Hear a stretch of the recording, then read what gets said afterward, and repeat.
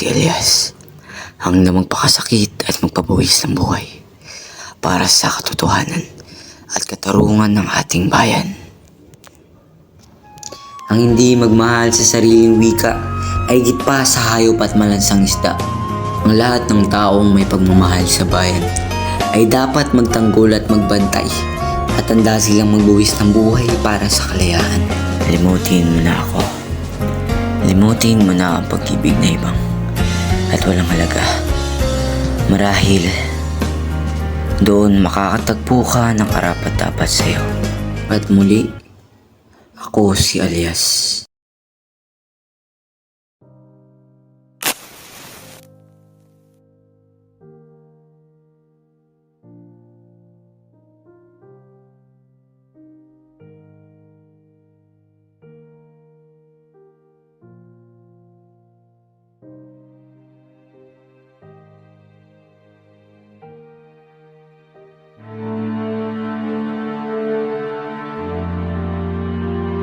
Mahal ko ang aking bayan, pagkat utang ko rito at magiging utang pa ang aking kaligayahan.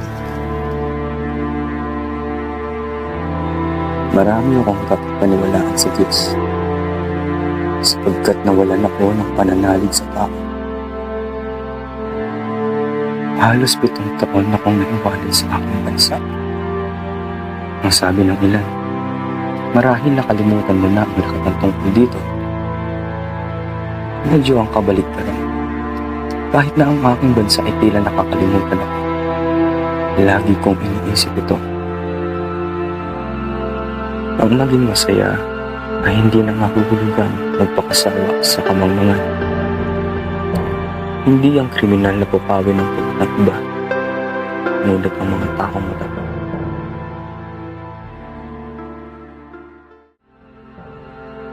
Ang mga tao ay hindi nagrereklamo dahil binasik ang tingin. At sinabi mo na hindi sila nagdurusa dahil hindi mo nakita ang kanilang mga puso na nagdugo.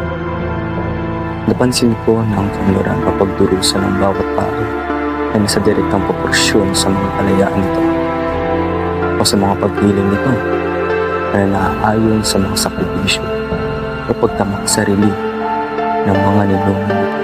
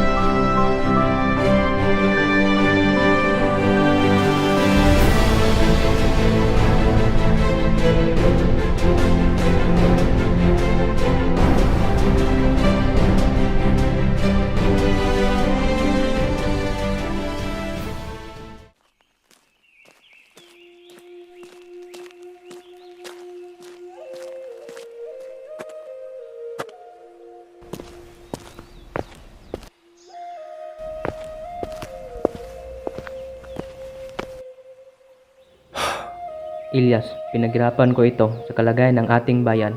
Ang kahirapan, ang pang-aapi, ang kawalan ng katarungan, lahat ng ito ay napakalaki. Paano tayo makakaasa ng baguhin ang mga bagay? Mabigat na pasanin, Ibarra. Isa na mabigat sa ating lahat. Pero may pag-asa. Dapat tayo gumawa ng paraan upang maibsan ang pasanin na ito, upang maipaglaban ang magandang kinabukasan. Naniwala akong edukasyon ang susi. Kung matuturuan natin ang mga tao, aangat sila sa kanilang mga kalagayan. Maunawaan nila ang kanilang mga karapatan at ipaglaban sila. Ang edukasyon ay isang makapangyarihang kasangkapan, Ibarra. Ngunit hindi ito isang may kambala. Naiilawan nito ang daan, ngunit hindi nito kayang isiminto. Nilinglang ang sistema, Ibarra. Ito ay idinisenyo upang panatiling mahina ang mahihirap, upang mapanatili silang umasa, na kahit na may edukasyong haharapin nila, ang hindi malutas ng hadlang. Ngunit paano? Paano natin malabanan ang gayong makapangyarihang puwersa? Maraming paraan, Ibarra. Maaari tayong lumaban sa pamamagitan ng salita, sa pamamagitan ng edukasyon, sa pamamagitan ng organisasyon, Kaya nating ipaglaban ang ating puso, ang ating tapang, ang ating pagmamahal sa ating bayan. Ngunit dapat tayong mag-ingat. Dapat maging madiskarte tayo. Revolusyon ang sinasabi mo, Ilyas. Ngunit natatakot ako na ang ganitong landas ay hahantong lamang sa mas maraming pagdanak ng dugo. Kailangan nating ipaglaban ang tunay na pagbabago, Ibarra. Kailangan nating lansangin ang sistemang umapi sa atin. Ngunit ito ay hindi simpleng labanan. Ito ay laban para sa puso at isipan. Para sa mismong kaluluwa ng ating bansa. Tama ka, Ilyas. Nakikita ko ngayon na ang sitwasyon ay mas komplikado kaysa naisip ko. Siguro, Ibarra. Ngunit kung minsan, ang pagdanak ng dugo ay kinakailangan upang linisin ang sugat ng kawalang katarungan. Nawala na ang buhay ng mga inosente, Ibarra. Araw-araw, dinudurog sila ng bigat ng pang-api. Tama ka, Ilyas. Dapat tayong kumilos. Dapat natin ipaglaban ang magandang kinabukasan ng ating bayan.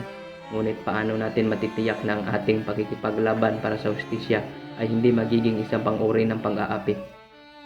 Iyan ang tunay na hamon, Ibarra. Ang ipaglaban ng hustisya na hindi nagiging bagay ng ating tinututulan. Dapat tayong magiging mapagbantay. Dapat tayong magiging mahabagin. Dapat tayong gabayan ng ating mga prinsipyo ng pagkakapantay-pantay at kalayaan. Mahirap ang landas, Ilyas. Pero naniniwala ako na makakahanap tayo ng paraan. Dapat nating lakaran ito ng sabay, Ibarra, para sa kapakanan ng ating bayan, para sa ating kinabukasan.